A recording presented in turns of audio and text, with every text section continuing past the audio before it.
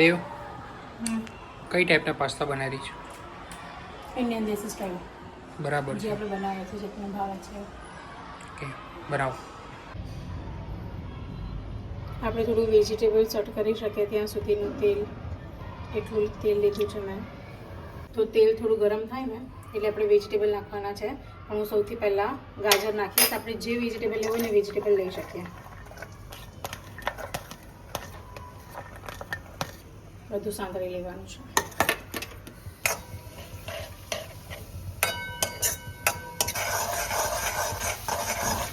ગાજરનો colour થોડો change થઈ ગયો છે. ગાજર થોડા ચડી ગયા છે. એકદમ આપણે પકાવવાના નથી, થોડા અધકચરા રાખવાના છે. હવે હું કેપ્સિકમ અને ડુંગળી નાખી દઈશ. હું ફૂલ ગેસ પર અત્યારે ચડી રહી છું.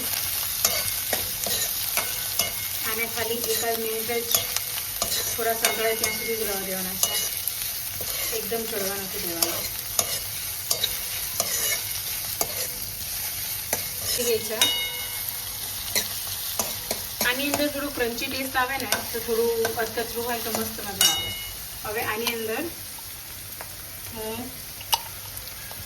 2 ચમચી લસણની પેસ્ટ નાખું છું. આ લસણની પેસ્ટમાં મેં એવું કર્યું છે કે ખાલી લસણ ક્રશ કર્યું છે અને એની અંદર કાશ્મીરી મરચું છે અને થોડુંક મીઠું છે સ્વાદ પ્રમાણે.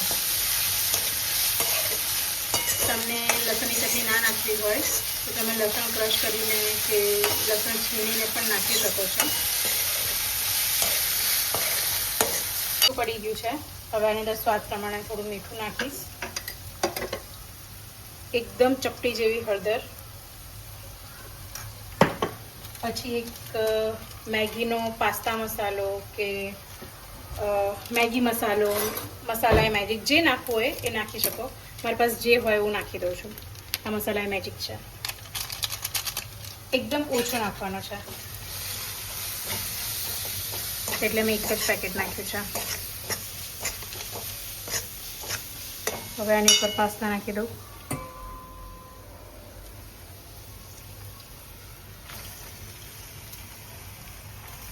આ સોજીના પાસ્તા છે. મેં બોઇલ કરી લીધા છે મીઠું અને 1 ચમચી તેલ નાખીને.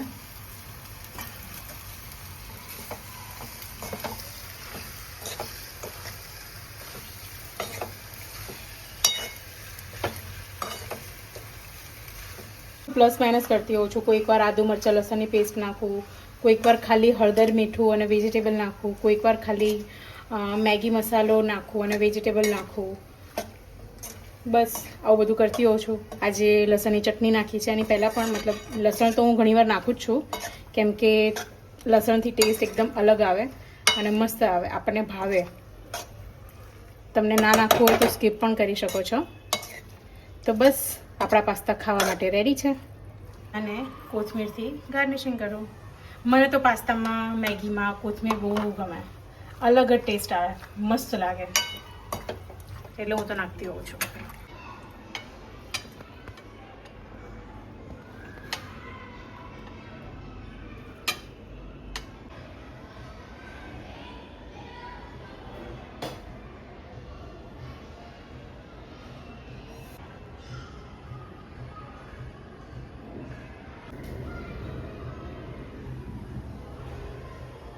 તો દેવ પાસ્તા ટેસ્ટ કરી રહી છે.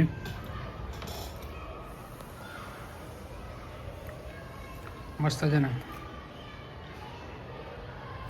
મને ગાર્લિકનો ટેસ્ટ ઓલરેડી ભાવે છે પણ આ ખાઓ ને તો ખબર જ નથી પડતી એકચ્યુઅલ ટેસ્ટ છે તેનો. પણ બહુ જ ટેસ્ટી અને ચટાકેદાર લાગે છે. તમે પણ ખાઓ.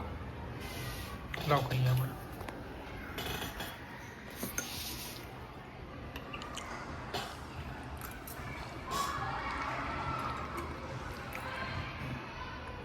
કેવા એક છે? નંબર, જોરદાર. જોરદાર. ખાઈ લો.